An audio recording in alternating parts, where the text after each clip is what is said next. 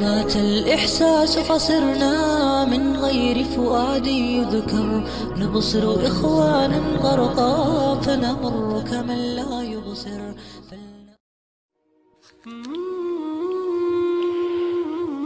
بسم الله الرحمن الرحیم. الحمد لله و الصلاة و السلام علی رسول الله. اما بعد، بعضی برادران سوال کردند که آیا در شریعت اجازت است که جوان پسر با جوان دختر شناس شود و برای یکدیگر را از نزدیک خوبتر شناختن با همدیگر چند مدت واخوری کنند و یکدیگر را خوبتر شناسند و بعد از آن نکاح کرده توی کنند تا در آینده به پاش خوردن عائله روبرو نشوند؟ یعنی به اصطلاح چطور میگویند یکدیگر را نغز دیده با همدیگر وقت گذرانند و بعد از آن نکاح کرده توی کنند. برادران و خواهران عزیز، فریب عالم غرب را نخورید. آنها با فیلم‌های بی‌حیایی و سلسله فیلم‌های خود می‌خواهند نسل‌های جوان مسلمان را آلوده گناه کنند و به تباهی و بربادی بکشند. زن خواستن در اسلام طریقه های خاص خود را دارد که خداوند حکیم آن را برای ما تعلیم داده است و پیامدهای خوبی دارد که آن از طریق نکاح است و قدر و منزلت زن را خیلی میبردارد. اما به این طریقی که در سؤال مذکور است، یعنی دختر و پسر جوان اولا بدون نکاح با همدیگر واخوری ها کنند و مدتی را با هم گذرانند، بعد از آن نکاح کنند. این طریقه که خلاف طریقه فرموده پروردگار است، نتیجه و پیامدهای بدی دارد که آن را در خود همان مردمی که به چنین طریقه ناروا تشویق می کنند مثل غربی ها و روس ها دیده می شود. در بین آنها کودکان بی پدر، یعنی کودک هایی که از زنا تولد شده اند و نیز مادرهای تنها خیلی زیاد دیده می شود. در آنها بیماری های گذرنده به مثل ویچ سپید زیاد است. زن برای آنها خیلی بی ارزش است. با وعده های بر دروغ خود معشوقه‌شان را باور می‌کنند که با آنها ازدواج می‌کنند، ولی وقتی از آنها خواسته اشان را که گرفتند بعد از 1 یا 2 ماه با بهانه آن که معقولم نشد او را رها می‌کنند. و همین طور زن دست به دست مردان بلحوث می شود و مردان و زنان هر ماه معشوقهای خود را عوض می کنند. نتیجه اش چنین می شود که در چنین جامعه‌ای که یک زن تا به نکاح رسیدن به چند مرد رسیده یا یک مرد به چند زن رسیده است، وقتی اینها نکاح می کنند برای همدیگر با ارزش نیستند، چون که مرد فکر می کند که این زن پیش از من با چند مرد دیگر بوده است و زن هم فکر می کند که این مرد پیش از من با چند زن دیگر بوده است. هر چیزی را که با آسانی به دست بیاید همین طور به آسانی از دست می رود. برادران و خواهران عزیز، بیایید قرآن عظیم الشأن را که سرمشق زندگی ماست بشنویم که در این بابت چی می فرماید. قرآن کریم به عنوان یگانه کتاب تربیت ساز الهی در بحث بهداشت احساسات دختر و پسر بر حفظ آبروی زن و مرد و خانواده آنها تأکید ورزیده همگان را از داشتن رابطه و دوستی های پنهانی با جنس مخالف، یعنی عشق ورزیدن دختر با پسر و پسر با دختر بر حذر داشته و منع کرده است. قرآن کریم در 2 جا، یعنی یکی در سوره مائده آیت 5 و دیگری در سوره نساء آیت 25 هم زنان و هم مردان را از داشتن رابطه دوستانه با جنس مخالف، یعنی از دوستی های پنهانی مردان و زنان بر حذر داشته آن را مورد مذمت و تنقید قرار داده است.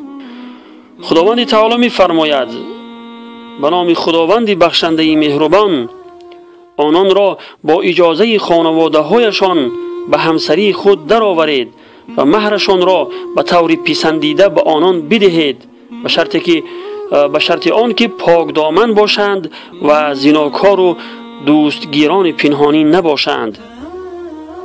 صدق الله العظیم.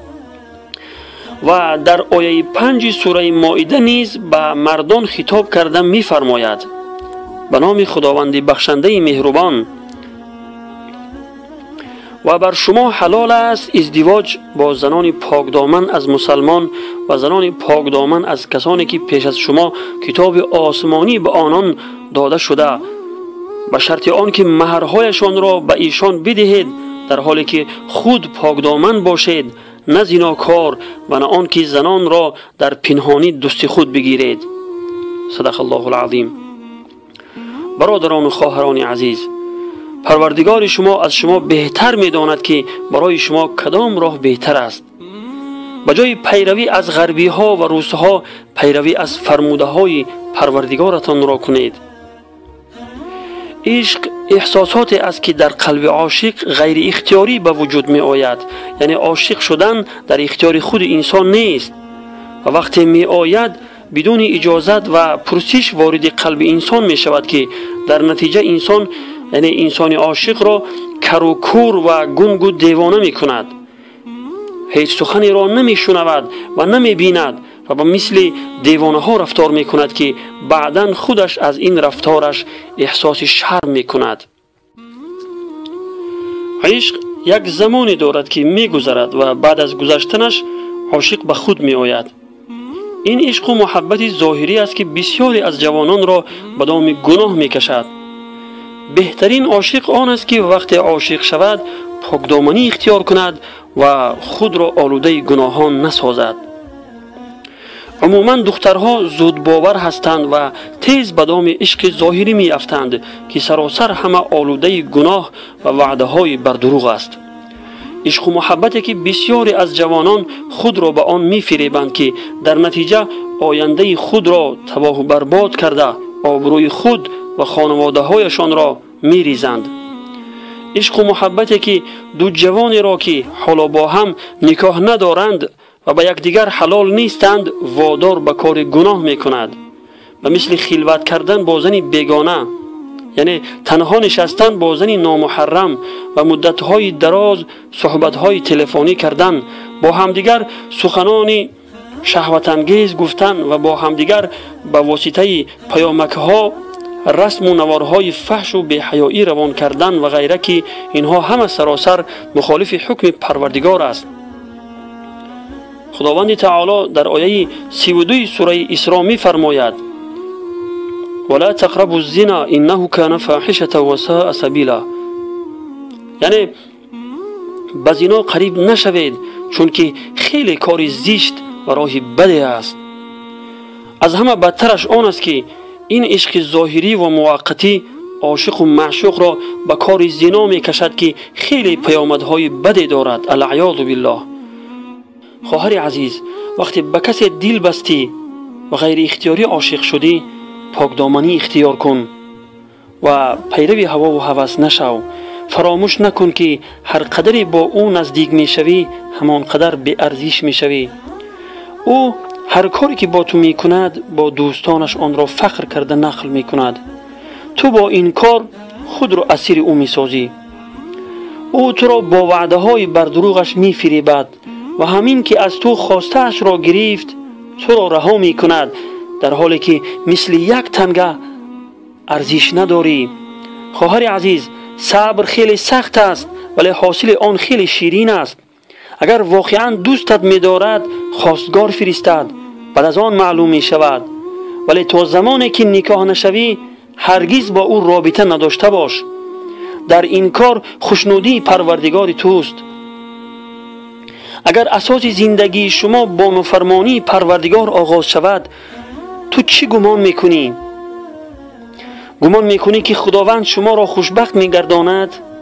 نه خواهر عزیز، این خیال خام است. خداوند همه ما را توفیق عمل کردن و دستوراتش را نصیب گرداند و همه جوانان امت اسلامی را از وسوسه های شیاطین حفاظت فرماید. آمین یا رب العالمین.